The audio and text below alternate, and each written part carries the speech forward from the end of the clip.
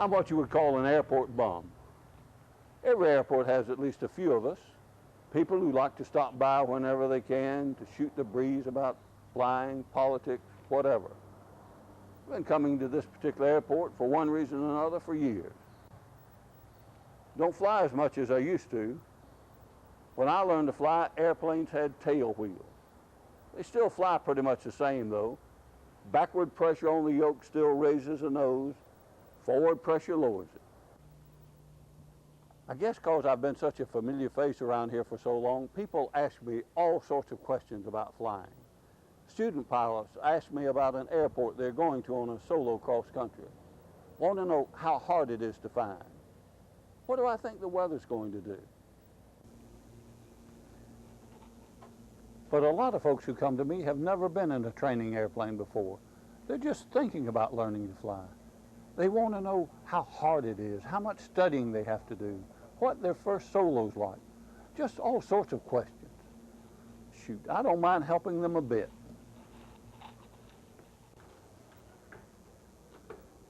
Maybe you're interested in flying lessons, and that's why you're watching this tape. Well, I can't teach you how to fly in 30 minutes, but I can show you what learning to fly is like. Just knowing what to expect seems to help a lot of folks make up their minds if they even want to start lessons in the first place. Like that new fella Bill over there. He's talking to Rick, one of our instructors, about starting flying lessons. Have you ever been flying before? Yeah, I've been up a few times, but it was just with friends flying around on a Sunday afternoon, so never any formal training. Okay, well today it's going to be real basic. We'll go out to the airplane, I'll show you how to pre-flight it. Basic pre-flight, we'll taxi, we'll take off, and we'll head out to the practice area. And I'll introduce you to the... You and I'll keep track of Rick and Bill for the next few months as Bill works towards his private pilot's license. Ought to give you a pretty good idea of what learning to fly is all about.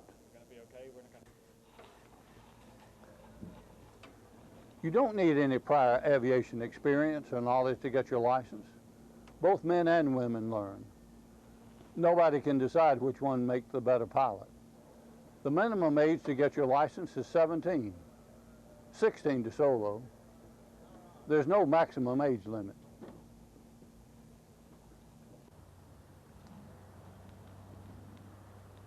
For the first 10 to 15 hours of flight time, Rick and Bill will be flying together. That's called dual. They'll spend time out in the practice area working on basic maneuvers, and here in the traffic pattern, practicing landings. Their goal now is to get Bill ready for his first solo. Now the practice area is a patch of airspace set aside near the airport where students can practice basic maneuvers. At first you'll practice what's known as the 4 fundamentals: straight and level, turns, climbs, and descents. Your instructor will stress these basics all the way through your training, and you'll always be learning new things like steep turns, stalls, minimum controllable airspeed, ground reference maneuvers, and so on. Looks like fun, doesn't it? Well, it is. Now, of course, Rick and Bill didn't just run out to the airplane today, jump in, and take off. There are a few things to be done before each flight, which you need to be aware of. If you take lessons, you'll be doing them yourself. Let's go back to the beginning of Bill's first lesson, and I'll show you a small part of what goes on. First of all, Rick is showing Bill how to pre-flight the airplane. It's the pilot's responsibility to see that there's enough fuel and oil for the flight. The control surfaces are okay. There's air in the tires. Well, there's a whole list of things to check. Rick will help with the pre-flight until Bill can take over the responsibility himself.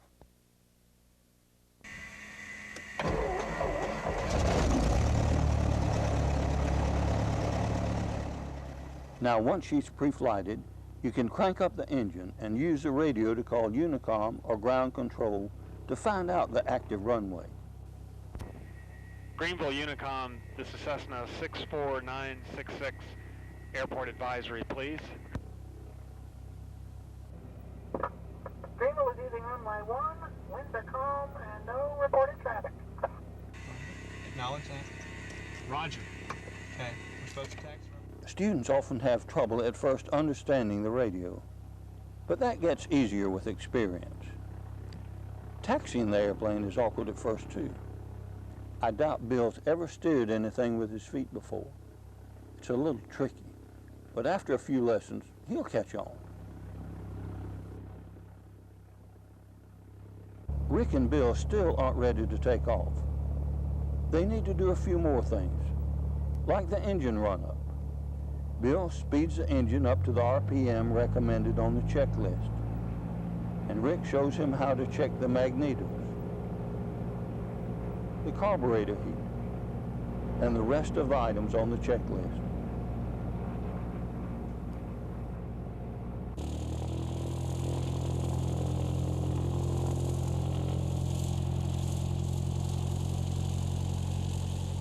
Finally, they're ready to get the machine into the air. You probably won't start making the takeoffs yourself until your second or third flight. But as with everything you've seen, each piloting responsibility will gradually become yours.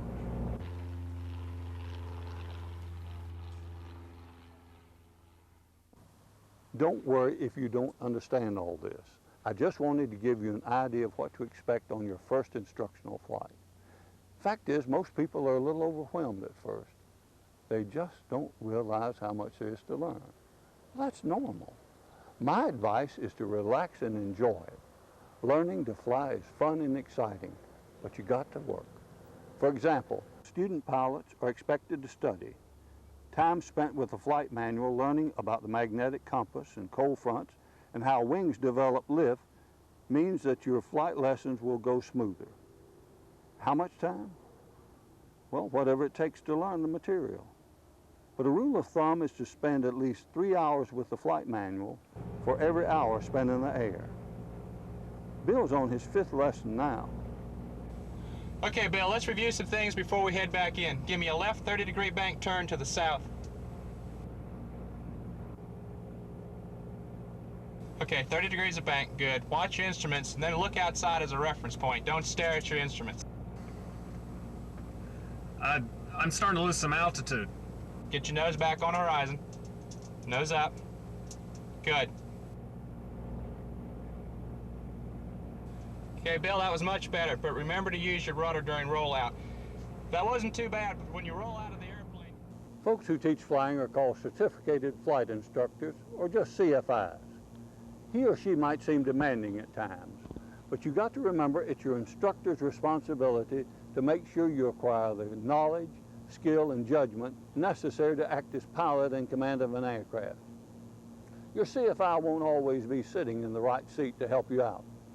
Now, of course, you can expect some things in return, too, such as honesty, fairness, their undivided attention during your flight lesson, and criticism in a reasonable manner. I believe that's them on final now.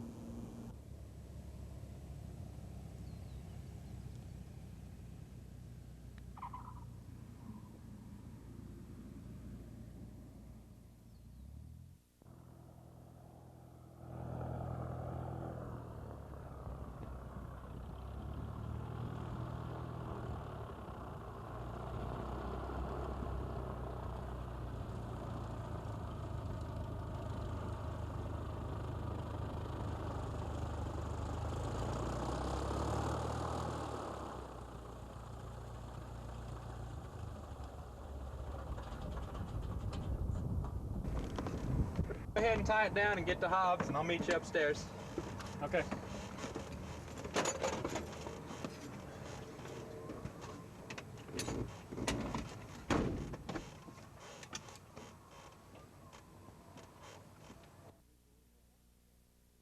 Phew-wee, boy, we did go over a lot today.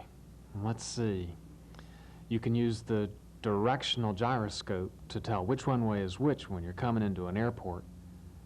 Magnetic compasses have some errors which I'm going to have to learn. You need to check the engine instruments regularly during flight. And you gotta hold the correct airspeed on final approach for landing. Bill, on your last landing you came in too fast. That's why you floated down the runway before we touched down. You need to keep your airspeed between 60 and 65. Before each flight, your instructor will prepare you for the day's lesson. After you fly, you'll review what was covered. It's called pre- and post-flight briefing. You'll be charged for that time. The FAA requires a minimum of 35 to 40 total hours to prepare you for a private pilot certificate. But many students have 50 or more hours before they're ready for their check flight. Now, before Bill can solo, he'll have to get a third-class medical certificate from an aviation medical examiner. Most airports charge by the hour for the plane, which usually includes fuel and insurance, and by the hour for the instructor. You usually just pay as you go. You'll keep a record of your flights in your logbook. About half your flight time will be dual, where you're charged for both the instructor and the plane. And about half will be solo, when you're by yourself and only pay for the plane rental. The meter Rick told Bill to check is called the Hobbs meter.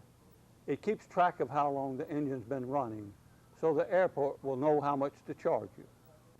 You'll need a flight manual to study, a computer for cross-country flying, and an aeronautical map for your area called a sectional chart. It's also a good idea to take a private pilot ground school course. Ground schools help you organize your studying and let you meet other student pilots. When you're ready, your CFI or ground school instructor will sign you off to take the FAA private pilot written exam. You have to pass the written first to be eligible for the check flight. I can't give you a figure for the total cost of getting a private pilot's license. Rental rates vary a lot, and so does the number of flight hours different students need. Just ask the folks at your local field to explain the cost to you. A few weeks ago, during Bill's 9th lesson, they worked mainly on stalls and landings. Bill's getting ready to stall the airplane, but first he's doing his clearing turns to be sure there's no traffic in the area. Now, a stall doesn't mean that the engine quits. In simple terms, a stall is just a loss of lift by the wings. It's something you'll practice routinely with your instructor at a safe altitude once you've gotten a few flight hours under your belt. The area is clear, so now he's setting up the stall. You can hear the stall warning horn.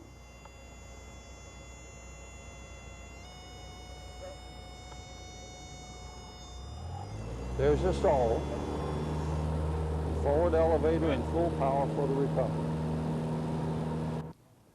You'll spend a lot of time getting familiar with how your airplane feels during stalls for some real good reasons. For one thing, an unintentional stall when you're close to the ground can be very dangerous. Plus, the feel you develop for the controls during stall practice will help your landings too. Like most students, Bill was having trouble getting the hang of landings. He was making his share of the usual mistakes that day, coming in too high or too low on final approach, or landing hard. Now, Rick's seen all these and a lot of other common errors before with other students, so he just kept working with Bill, reminding him how to correct his mistakes.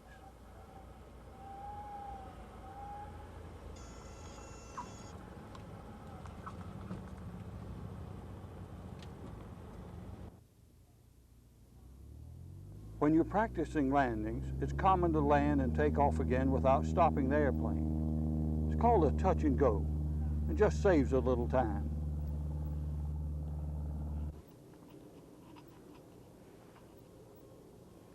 Bill's had 4 more lessons since that flight. Remember, their primary goal right now is Bill's first solo, which just might be today.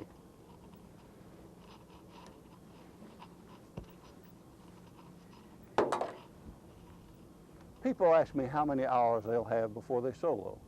I just tell them it isn't based on time, it's based on skill. You solo when you're ready. Now that often happens somewhere between 10 and 15 or so hours. The last few times Bill's flown, his landings and general knowledge of how to handle situations in the traffic pattern have improved. That's what instructors look for, not total time.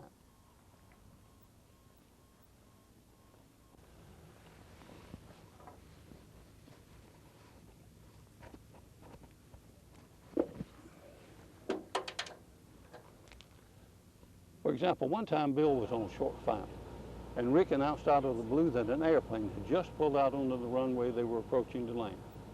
He asked Bill what he was going to do. Nobody had actually gotten out on the runway, but preparing for unexpected things like that is part of a student pilot's training. If things are going well during landing practice today, Rick will get out of the airplane here at the ramp and ask Bill to go back out and make 3 takeoffs and landings by himself, while Rick watches here from the ground.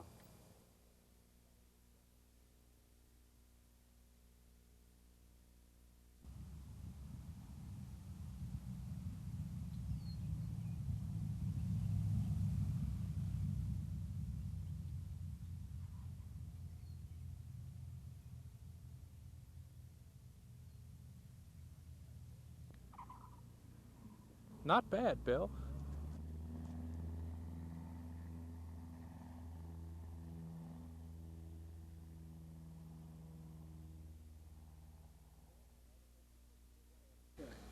You know, I never took you for a tour of the airport, and that's the first thing a newcomer ought to do.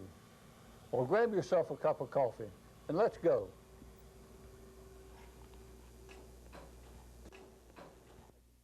A lot goes on in the lobby.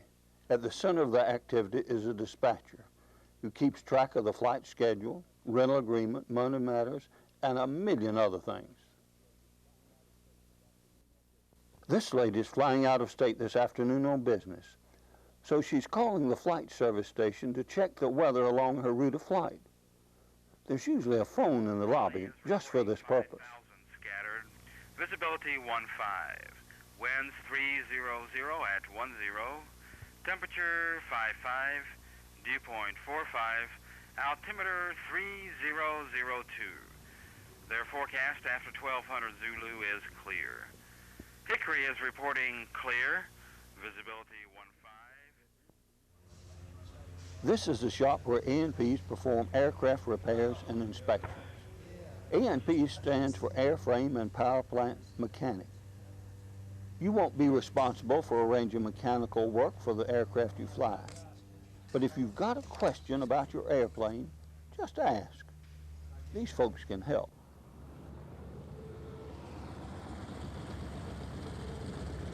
All kinds of airplanes pass through your local airport. That's an old Beech 18 taxiing in. What a nice aircraft. This is an old Mooney 201. This is a Cherokee Warrior, another popular training aircraft. Here's a V-tail Bonanza. There's the windsock and the rotating beacon. Larger airports have control towers to manage the flow of traffic.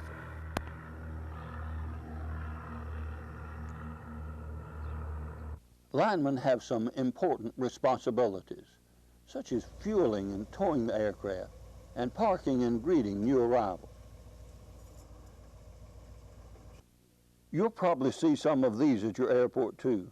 It's a tradition to cut student shirt tails after their first solo flights and hang them up.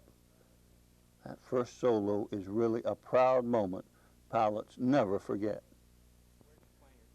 Bill was a little nervous, but Rick knew it would go well. Now Bill knows too, and it shows in his confidence. He's ready for the next phase of his training, cross-country flying. In the meantime, he can make local solo flights without Rick's direct supervision to practice landings and maneuvers. Tonight they're having a ground session to plan their first dual cross-country flight. Okay, that looks good. Now, the winds aloft, we're going to have them. Do I just wait until the day of the flight to get the actual winds? That's right. Wait till Sunday morning before we get the winds aloft. Okay, Sunday morning. All right. Just call them up before. Call flight service station and ask them. Okay. See what you think of these checkpoints I've marked along the route of flight. Okay. Up until now, Bill's flying has been confined to the area right around his home airport. It's going to feel funny to him the first time they fly out of the practice area in the unfamiliar countryside. Cross-country flying is a whole new set of circumstances. Probably a good one, depending on the visibility. All right. Do you think we'll be able to see this tower next to the river? Well, maybe. Towers can be difficult checkpoints. We'll see how it goes. Okay, we'll give it a try. All right.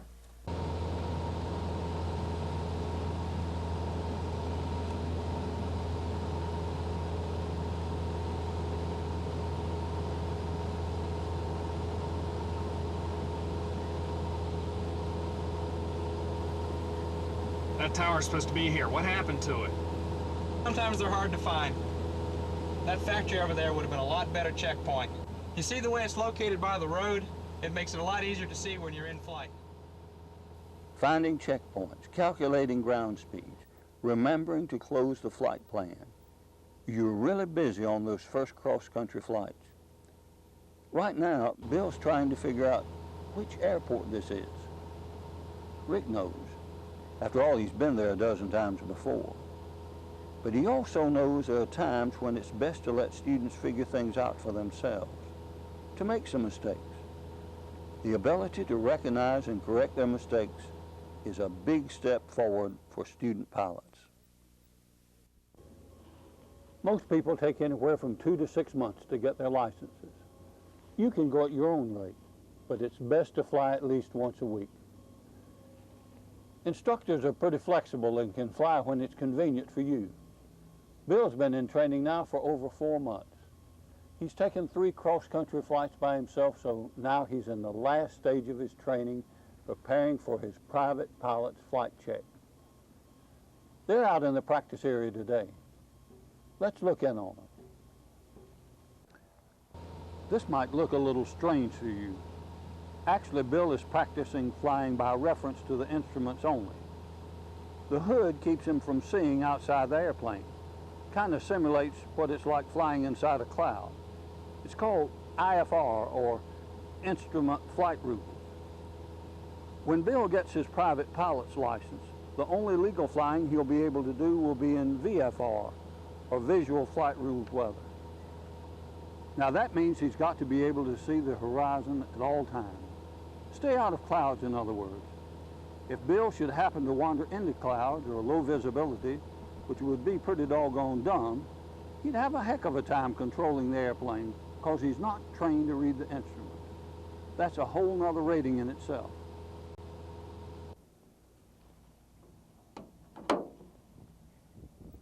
What about engine failure? Well, aircraft engines are real reliable. Fact is, engine failures are often caused by pilot negligence, like running the blame thing out of fuel. But what if it does quit? Rick's prepared Bill for that possibility. And from time to time, usually when Bill's not expecting anything, Rick will ease the throttle back to idle to simulate engine failure. Airplanes glide real well, so if he had to, Bill could just glide down and land in this open field he's picked out. They won't actually land on an unimproved field during practice, though. What if you get lost? Well, the best thing, of course, is to just keep track of where you are all along. You can do that by understanding and using your sectional chart. Some techniques with the navigation radios can help identify your location, too.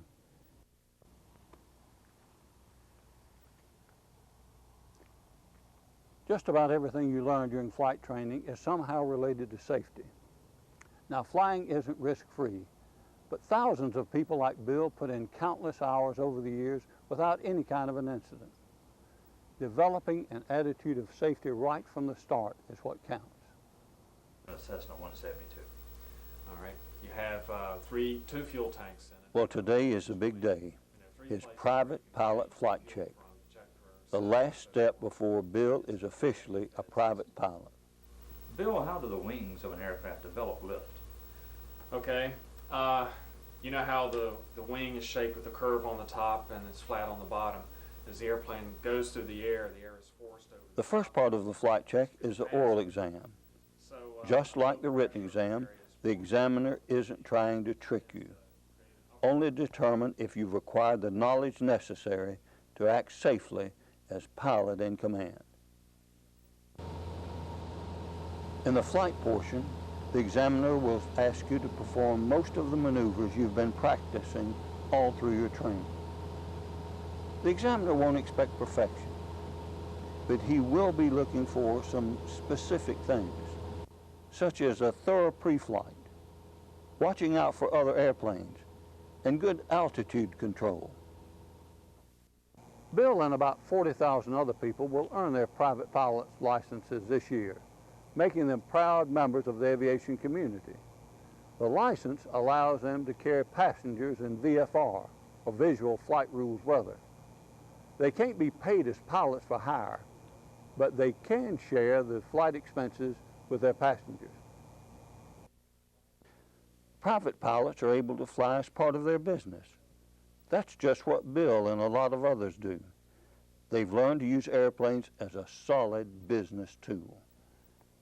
Now, other people like to fly for the fun of it, take flying vacations, attend fly-ins and competitions, learn aerobatics, or just bore some holes in the sky on Sunday afternoon.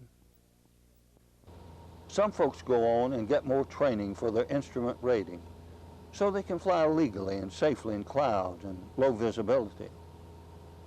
A lot of people make a career out of flying, like Rick, become a flight instructor, or crop duster,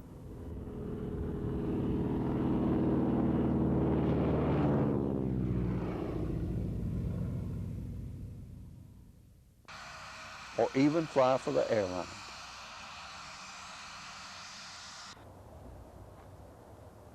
But all these different people, with all their different goals, started flying with something in common. They had an interest in airplanes, tried it, and decided to stick with it. I hope you understand flight training a little better now. More than likely, you've got a lot of questions. Well, just head on out to your local field, tell them you're interested in flying lessons, and you want to know more about it. To my knowledge, the best way to see if you like flying is to try it. And who knows, you might meet some nice old airport bum like me.